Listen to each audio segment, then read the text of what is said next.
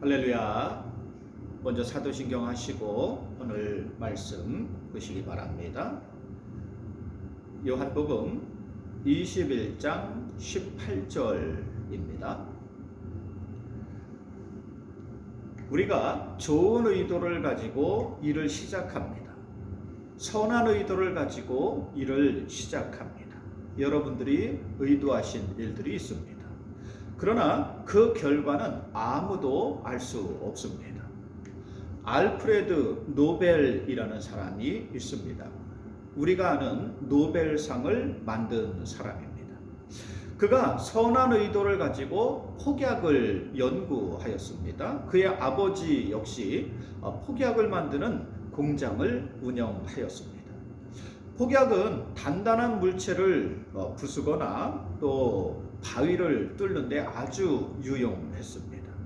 그 당시 광산이나 길을 만드는데 폭약이 많이 필요했습니다. 그래서 좀 더 안전하고 강력한 폭약을 만들려고 연구를 계속했습니다. 그래서 만들어진 것이 바로 다이너마이트입니다. 이것은 니트로 글리세린이라는 폭발력이 아주 강한 약품이 있었는데 조그만 충격에도 쉽게 폭발해서 위험했습니다. 그런데 노벨이 해조류가 포함된 규조토라는 흙이 이 니트로 글리세린을 안전하게 흡수한다는 것을 발견했습니다. 그래서 심지어 땅에 둘러쳐도 터지지 않았습니다. 여기에 뇌관이라는 것을 발명해 붙이면서 새로운 폭약을 만들었는데 이것이 바로 다이너마이트입니다. 오늘날까지도 다이너마이트는 사용되고 있는데 이러한 다이너마이트는 사람들에게 수많은 혜택을 주었습니다. 노벨은 다이너마이트를 만들어 판매하면서 막대한 돈을 벌었습니다. 노벨뿐만 아니라 노벨 가문은 그 당시 유럽에서 가장 큰 부자였습니다. 그러나 이것이 꼭 좋은 방향으로만 쓰인 것이 아닙니다. 오히려 노벨이 전혀 예상하지 못한 방향으로 사용되었습니다. 바로 그것은 다이너마이트가 아주 무서운 살상 무기로 사용되었기 때문입니다. 우리가 보는 전쟁 영화에서 그 참호 있지 않습니까? 이게 군인들이 이렇게 이제 숨어 있는 그 참호를 파괴하거나 또 다리를 부술 때 다이너마이트를 설치하는 모습이 자주 등장합니다. 오히려 이것이 사람을 죽이는 무서운 무기로 사용되었다는 사실입니다. 노벨은 자신이 만든 것이 이렇게 무서운 결과를 가져올지 미처 생각하지 못했습니다. 전혀 예상하지 못했어요. 자신이 의도한 것과는 전혀 다른 방향으로 흘러갔습니다. 그래서 노년에 노벨은 자신의 이러한 일들을 후회하면서 모든 재산을 정리해서 재단을 만들었습니다. 그리고 세상의 발전에 기여하는 사람들을 뽑아서 상을 주고 상금을 수여했는데 이것이 바로 노벨상이 시작된 계기였습니다. 사람은 자신이 세상의 이러한 일들은요, 우리가 계획한 것과 전혀 의도가 다를 때가 많습니다. 전혀 예상하지 못한 결과가 생겨날 때가 많습니다. 노벨상 이야기가 나와서 하나만 더 말씀드리겠습니다. 스위스 바젤시에 헤르만 밀러라는 사람이 살았습니다. 밀러는 화학 실험에 흥미가 있었어요. 그래서 어릴 때부터 집에 실험실을 차려놓고 연구를 했습니다. 그가 연구한 것이 살충제였습니다. 스위스는 알프스 산맥 아래에 자리 잡고 있어서 온통 산으로 둘러싸여서 농사 지을 땅이 그리 많지 않았습니다. 그래서 식량의 절반을 외국에서 수입해 왔는데 해충이 많아서 흉년이 들면 아주 이건 국가적으로 큰 그런 재난이었습니다. 그래서 해로운 해충을 죽이는 연구를 했던 거예요. 나중에 제약회사에 들어가서 혼자 계속해서 실험을 합니다. 4년 동안 무려 349가지의 화합물을 만들어냈는데 다 실패했어요. 그는 중요한 원칙을 두고 살충제를 개발하려고 했습니다.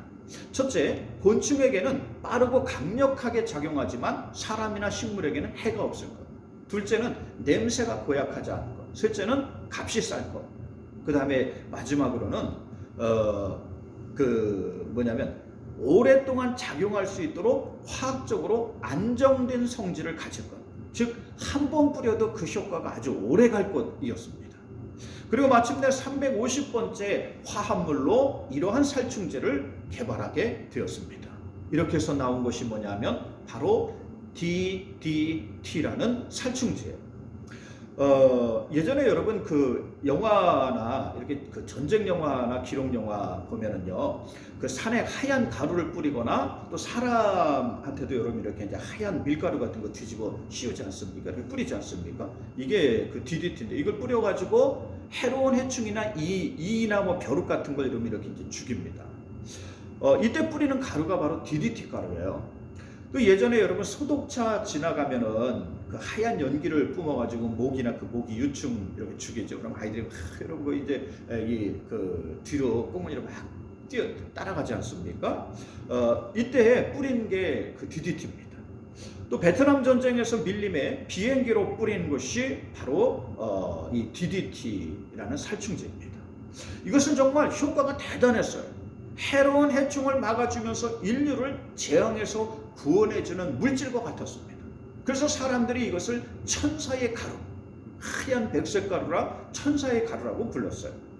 밀러 박사는 이러한 공로를 인정받아서 노벨 생리의학상을 수상하기도 했습니다. 근데 이와 같은 천사의 물질과도 같은 이 백색 가루가 공포의 가루로 변하는 데는 그리 오래가지 않았습니다. 갑자기 인도네시아 보르네오에 있는 집들이 무너져 내리기 시작해요. 또 멀리 떨어져 있는 저 북극이나 남극에 있는 펭귄들이 죽어갑니다. 또 사람 몸속에 축적되면서 건강에 치명적인 결과를 가져와요. 오늘날 우리나라에 여러분 고역자 피해자분들이 많이 계십니다. 베트남 전쟁에 참전하셔서 싸울 때 여러분 이 비행기가 여러분 이렇게 그 고역제 뿌리지 않습니까? 거기에 너무 과다 노출되어서 많은 질병으로 고생하고 계신 분들이 지금도 계십니다. 산이나 들에 뿌리는 것이 비가 오면 씻겨서 강이나 바다로 흘러갔어요.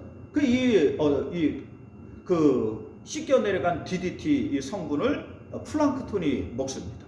플랑크톤을 다시 물고기가 잡아먹고 그 물고기를 여러분 멀리 있는 그 북극의 여러분 곰이나 남극의 펭귄들이 이걸 잡아먹어서 DDT 성분이 쌓여갔던 거예요. 그만큼 이게 분해가 안 되고 오래 간다는 거죠. 보르네오의 섬이 여기 있는 집이 무너진 것은 모기를 죽이려고 산에다가 이 살충제를 뿌렸어요. 그래서 모기 유충은 죽었는데 대신 뭐가 살아남았냐면 바퀴벌레가 살아남았어요. 그러니까 이게 숲이나 집에 있던 바퀴벌레가 이러면 DDT 성분이 잔뜩 쌓여져 있을 거 아닙니까? 그럼 이 바퀴벌레를 뭐가 잡아먹느냐면 도마뱀이 잡아먹습니다. 도마뱀이 이걸 잡아먹으면서 DDT 성분이 도마뱀 몸속으로 들어가요. 그러니까 이게 신경계가 여러분 이게 둔해지는 거예요. 제대로 움직이지 못, 날렵하지 못하니까 행동이 여러분 굼뜹니다. 그걸 고양이들이 신나게 잡아먹는 거예요. 그러면서 고양이들이 죽어갑니다. 그러니까 뭐가 많아지냐? 쥐가 들끓기 시작하는 거예요. 보르네오의 섬은 여러분 이렇게 나무를 짓습니다. 그러니까 쥐가 여러분 그 다 갉아가지고 이게 무너지기 시작하는 거예요. 전혀 예상하지 않은 결과들이 일어납니다. 사람이 의도한 것과는 전혀 다른 방향으로 흘러갔다는 거예요. 이러한 DDT의 해로움이 밝혀지면서 세계 여러 나라에서 이것의 사용을 금지하고 있습니다. 뮬러는 자신이 개발한 것이 이렇게 엄청난 재앙을 불러올지 미처 생각하지 못했습니다. 우리가 볼 때는 좋아 보이는 것이 있습니다. 당장 필요하고 유익이 되는 것 같을 때가 있습니다. 내가 볼 땐 참 좋은 것이 있습니다. 우리의 의도가 옳아 보이고 우리의 계획이 좋아 보일 때가 있어요. 당장 큰 유익을 가져올 것 같을 때가 있습니다. 그러나 아무리 좋고 유익한 것이라도 이것이 우리에게 어떠한 결과를 가져올지는 아무도 모릅니다. 사람이 의도하거나 계획한 것이 반드시 좋은 결과를 가져온 게 아니라는 것을 알아야 합니다. 우리가 잘 아는 아인슈타인 있습니다. 그가 힘들게 여러분 상대성 이론을 이렇게 발견했습니다. 이것을 기초로 해서 엄청난 폭발력을 가질 수 있는 물건을 만들 수 있다는 이론이 가능해졌어요. 근데 그 이론으로 만들어진 것이 바로 오늘날 핵무기입니다. 아인슈타인은 자신의 이론이 이렇게 무서운 핵무기를 만드는 공식이 될 줄은 몰랐다는 거예요. 그래서 그는 자신의 인생 후반부에 모든 시간을 반핵운동, 핵무기를 만드는 것을 반대하는 그 운동에 이 모든 자신의 인생을 바쳤습니다. 성경에 그러므로 사람이 볼 때 자기 행위가 옳아 보이나 하나님은 그 중심을 살피신다고 하셨습니다. 우리는 내가 좋은 대로 생각하며 살아서는 안 돼요. 우리가 좋아 보인다고 옳은 결과를 가져오는 게 아닙니다. 우리의 뜻을 따라서 구하는 것은 아무리 좋아 보여도 나쁠 수가 있습니다. 아무리 도움이 될 것 같아도 해가 되는 경우가 많습니다. 그러므로 우리는 나의 뜻이 아니라 하나님의 뜻을 구하면서 살아야 합니다. 나의 뜻이 아니라 하나님의 뜻을 따라서 살아야 합니다. 그래야 올바른 길로 갈 수 있어요. 그래야 끝까지 후회하지 않는 인생이 된다는 거예요. 끝까지 옳은 그 길로 가게 된다는 거예요. 그러므로 예수님은 마가복음 14장 36절에 나의 원대로 마시옵고 하늘에 계신 하나님 원대로 하옵소서 기도하셨습니다. 예수님도 자신이 좋아 보이는 인생의 길이 있었어요. 자신이 좋아 보이는 방향이 있었습니다. 예수님도 십자가 위에서 죽고 싶지 않으셨습니다. 그래서 십자가의 죽음을 앞에 두고 하나님께 만일 하실만하면 이 잔을 내게서 피해가게 하시옵소서 하고 기도합니다.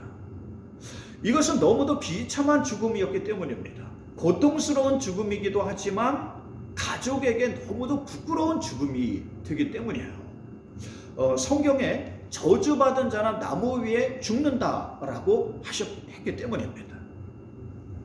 우리나라에도 예전에 아주 못된 짓을 저지른 사람은 머리를 잘라서 나무 장대에 꽂았어요. 그리고 이거를 성문 밖 같은 데다 여러분 장대에 꽂아서 이렇게 걸어둔다, 효수한다고 해요. 나쁜 짓을 하면 이렇게 된다는 본보기로 보이는 거예요. 십자가의 죽음이 이와 같았습니다. 자기뿐만 아니라 가족에게도 창피한 일이었어요. 이 당시 로마의 대항에서 반역을 일으킨 정치범인 경우에만 십자가에 처형을 하였습니다. 나무 위에 시신을 달아 놓으면서 본보기로 보였어요. 심지어 시신조차 내어주질 않는 경우가 많았습니다. 그래서 이것이 가족에게 해가 될 수 있었어요. 그러나 예수님은 이러한 죽음일지라도 당신의 뜻을 구하지 않았습니다. 하나님의 뜻이면 그대로 행하시옵소서 하고 순종하셨어요. 자신이 옳다고 생각하는 것보다 하나님이 옳다고 하시는 것이 진짜 옳은 것이기 때문입니다. 자기가 유익이 될 것이라고 생각하는 것보다 하나님 안에 순종하는 것이 더 큰 유익이 되기 때문입니다. 결국 이러한 예수님의 십자가가 이 세상 모든 사람을 살리는 생명의 도구가 된다는 사실입니다. 우리들도 바로 이러한 예수님의 십자가를 통해 구원받는 사람이 되었기 때문입니다. 사람들이 볼 때는 저주요. 사람들이 볼 때는 창피한 일입니다. 사람들이 볼 때는 실패요. 망하는 겁니다. 사람들이 볼 때는 다 끝난 것 같습니다. 그러나 하나님 뜻을 따라 살면 새로운 역사가 일어납니다. 하나님 뜻을 구하면서 살면 생명의 역사가 일어납니다. 그러므로 우리는 나의 생각이나 나의 뜻을 따라서 살아서는 안 됩니다. 하나님 뜻을 따라 살아야 합니다. 하나님 말씀을 따라 살아야 합니다. 그러면 역사가 일어납니다. 올바른 길로 가게 됩니다. 올바른 인생이 돼요. 결코 후회 없는 인생이 된다는 사실이요. 오늘 예수님이 베드로에게 말씀하십니다. 내가 젊어서는 내가 원하는 대로 다녔거니와 이후로는 하나님이 띠띠우고 하나님이 원하는 대로 인도하여 갈 것이라고 하셨습니다. 베드로가 젊었을 땐 자기 마음대로 살았어요. 살고 싶은 대로 살았습니다. 자기 뜻을 따라 살았습니다. 혈기왕성하게 살았습니다. 그래서 실수도 많고 실패도 많이 경험했어요. 학자들이 성경에 나오는 베드로의 성격을 연구한 것이 있습니다. 거기에 보면 이 베드로는 약간 그 조울증 환자 같다고 보았습니다. 금방 좋았다가 금방 싫어합니다. 죽기까지 주님을 따르겠다고 하더니 위험이 닥치자 예수님을 모른다고 3번씩이나 부인해요. 칼을 빼서 대제사장의 종의 귀를 내리친 사람이 베드로예요. 근데 금방 예수님을 버리고 주랭랑을 쳐. 또 안디옥에서 있을 때는 이방인들과 함께 복음을 전한다고 하면서 거기서 식사도 하고 막 이렇게 교제하더니 유대에서 사람들이 오니까 자기를 어떻게 볼까 이 생각을 해서 이 유대인들 때문에 이 이방인들을 모른 척합니다. 참 이랬다 저랬다. 예전에 영화 중에 코바디스라는 영화가 있습니다. 주여 어디로 가시나이까 라는 뜻입니다. 베드로가 로마에 가서 복음을 전하였어요. 근데 박해가 심해지면서 위험에 처하자 로마에서 도망을 칩니다. 근데 가던 길에 주님을 만납니다. 베드로가 주님에게 묻습니다. 주여 어디로 가시나이까? 그러다 주님이 나는 네가 떠나온 로마로 간다고 말씀하십니다.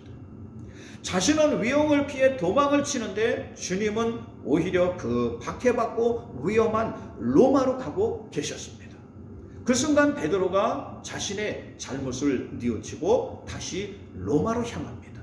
그리고 그곳에서 박해받는 성도들과 함께하였습니다. 죽음을 각오하고 복음을 전했습니다. 이렇게 해서 로마에 교회가 세워졌습니다. 결국 베드로는 로마에서 순교하였어요. 오늘 말씀처럼 거꾸로 십자가에 매달려서 그 마지막 치유를 받습니다. 이러한 베드로는 천국에서 가장 큰 사람이 되었고 이후에 세워지는 교회의 정신적인 지주가 되었습니다.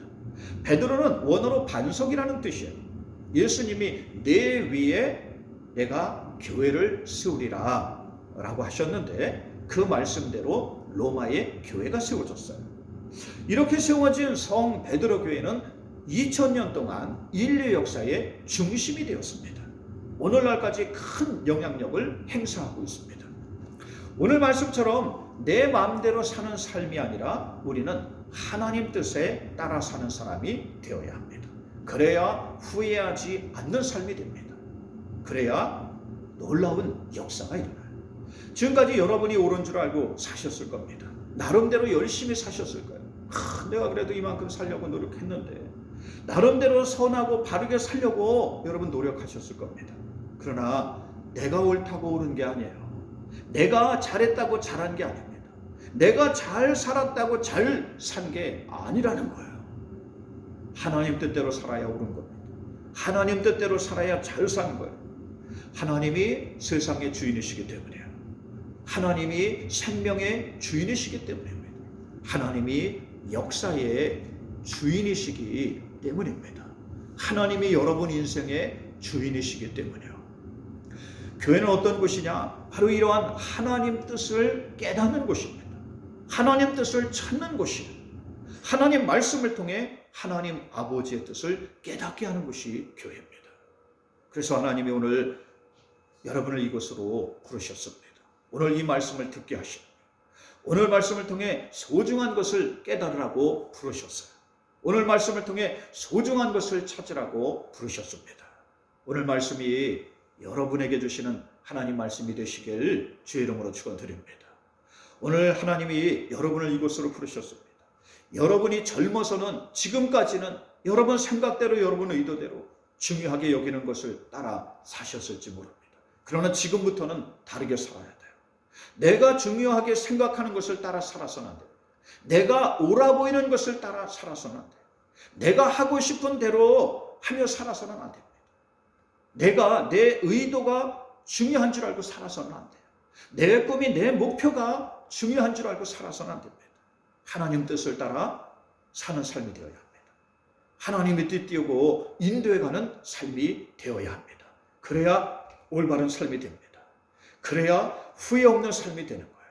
그래야 진정으로 성공한 삶이 되는 것입니다. 여러분들이 이런 사람들이 되시길 주의 이름으로 축원드립니다. 어떻게 꼬여갈지 모르는 여러분 인생에 희망을 두지 마시고 확실한 하나님 말씀에 소망을 두는 여러분들 되시길 주의 이름으로 축원드립니다. 그래서 베드로와 같이 역사를 이뤄가는 여러분들 되시길 주의 이름으로 축원드립니다. 하나님 나라에서 크게 칭찬받는 여러분들 되시길 주의 이름으로 축원드립니다. 기도합니다. 하나님, 오늘 말씀 하나님이 증거하게 하셨사오니 이 말씀을 듣는 모든 이들이 심령의 깨달음을 얻게 하옵시고 나의 뜻을 버리고 하나님 뜻을 따라 살기를 결심하고 각오하며 행동하고 실천하는 자녀들이 되게 하옵소서. 예수님의 이름으로 기도 올리옵나이다. 아멘. 여러분 주기도문 하시고 예배 마치시기 바랍니다.